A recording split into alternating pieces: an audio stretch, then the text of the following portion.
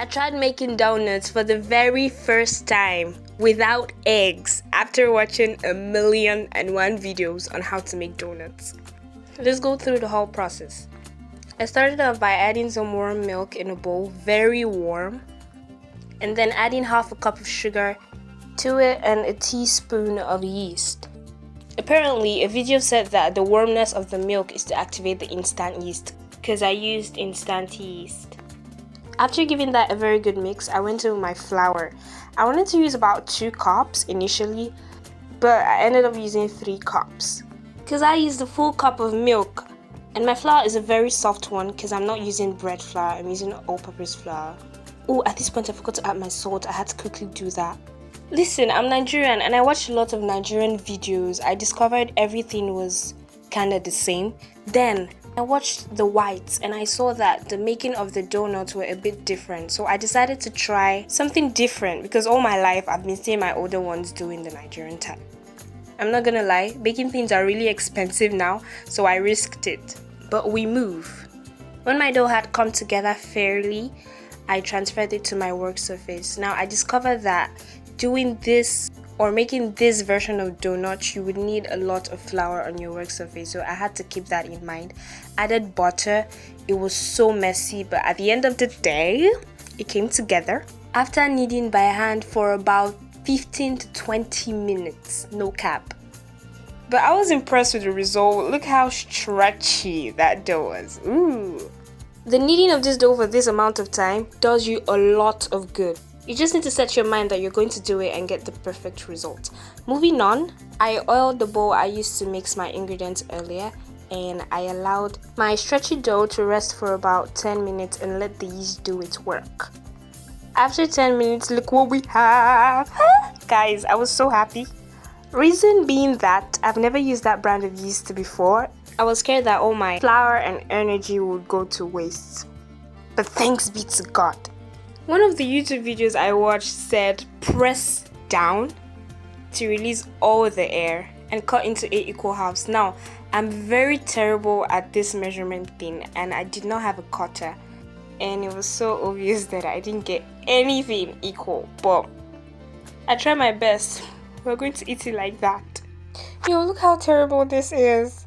Please, if you have a cutter and a ruler, make sure to use to your advantage. Coming over to the scary part of this donut thing is trying to get the most perfect shape to make it look like donut. I struggled at this point. But what kept me going was the texture. The texture was so, I don't even know. I felt like baking it like bread. Yo, I was impressed at what I was doing. I knew I was getting somewhere. But look at that. I tried, right? Doing the second, third, fourth, fifth was easier as I was going. Know that this doesn't have to be perfect. All you're looking for is a round, presentable shape. I was able to shape all my donuts, allow them to rest for another 10 minutes, and they doubled in size. That yeast is so good. Another reason I enjoyed this method is I didn't have to use a rolling pin because I don't have a really large work surface.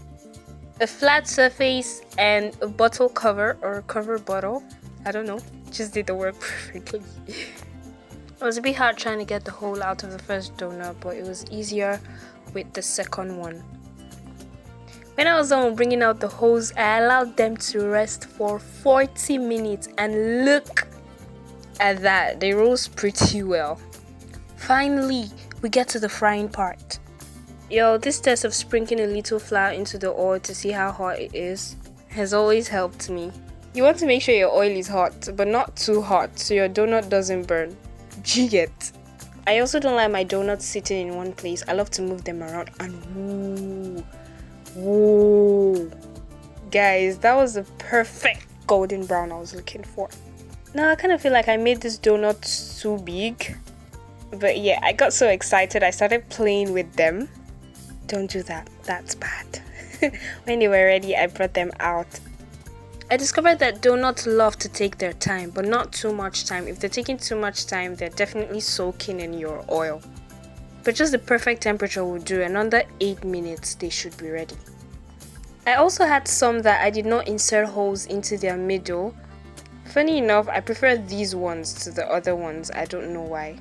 You also want to watch the heat level when you're making these donuts. You don't want to have them on high flame. You want to put them on medium to low flame. Sometimes you have to adjust. I had to adjust the gas, or the flame rather, from time to time.